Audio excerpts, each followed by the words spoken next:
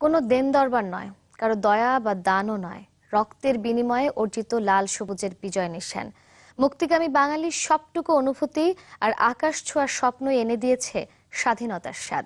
কিন্তু সেই মাহেন্দ্রক্ষণ একদিনে আসেনি। এ এক অসীম সাহসের ইতিহাস। দর্শক, আজ জানাবো মুক্তিযুদ্ধের ৮ নম্বর সেক্টরের কিছু গল্প।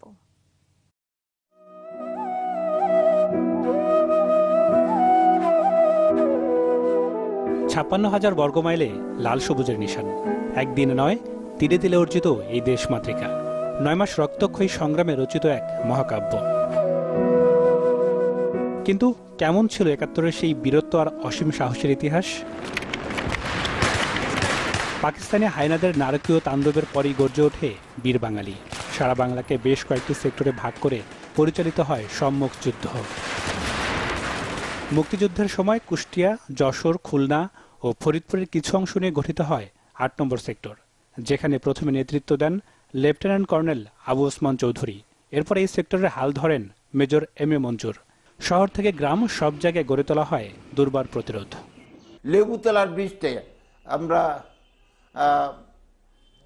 ভেঙ্গে ওখানে তারপর দিয়ে রেখেছিলাম। প্রথমেই যে 2টা জিপ পড়ে গেল, ওটার ভিতরে 2টা যে পড়ে গেল, ওখানে মারা গেল, তাদের কমান্ডার মারা গেল মেজর সোয়েব, আরও 2 জন অফিসার মারা গেল। পরিবারের মায়া আর ভালোবাসা ছেড়ে কেবল মুক্তির নেশাতেই এগিয়ে যান রণক্ষেত্রের এই যোদ্ধা। জানান, জীবনের চেয়ে দেশকেই বড় করে দেখেছেন।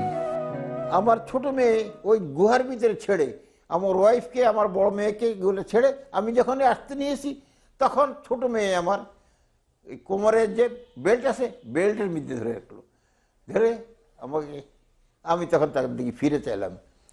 সে বলে যে আব্বু যায় না। আমি বললাম যে তুমি চিন্তা করো না, তুমি এখানে থাকো, আমি দেখি ওখানে কি হয়েছে, আমাদের যুদ্ধ করতে হবে, তো গুলি করতে হবে, তুমি চিন্তা করো না। এইটাকে বলে কোনো রকম তার হাত ছাড়িয়ে আমি চলে গেছি। এই সেক্টরে ছিল 7টি সাব সেক্টর, যেখানে ছোট বড় মিলিয়ে যুদ্ধ হয় অন্তত 22টি। 7 ডিসেম্বর পাক সেনারা পালিয়ে গেলে মুক্ত হয় ৮ নম্বর সেক্টর। সময়ের পালাবদলে বদলেছে অনেক কিছুই, তবু যুদ্ধের সেই দিনগুলি এখনো জলজলে মুক্তিযোদ্ধাদের মনে। ফরিদপুরে সদর থানায় এত বড় যুদ্ধ হয় নাই। সকাল 11টা থেকে সন্ধ্যা পর্যন্ত এই যুদ্ধটা স্থায়ী হয়। যারা যুদ্ধের মাঠে যুদ্ধ করেছে তারাই বলতে পারে যুদ্ধ কি জিনিস। একটা গ্রেনেড হাতে করে 8টা রাইফেলকে আমি সারেন্ডার করাছি। এটা মানে নজিরবিহীন ঘটনা। ভাষা আন্দোলন থেকে মুক্তিযুদ্ধ, ধাপে ধাপে শক্তি সঞ্চার করে এগিয়ে চলে বীর বাঙালি। তাই তো বিজয়ের প্রেরণা নিয়েই প্রতিনিয়ত স্বপ্ন দেখে মুক্ত বাতাসে আকাশ ছোঁয়ার। নাদিম হোসেন, চ্যানেল 24।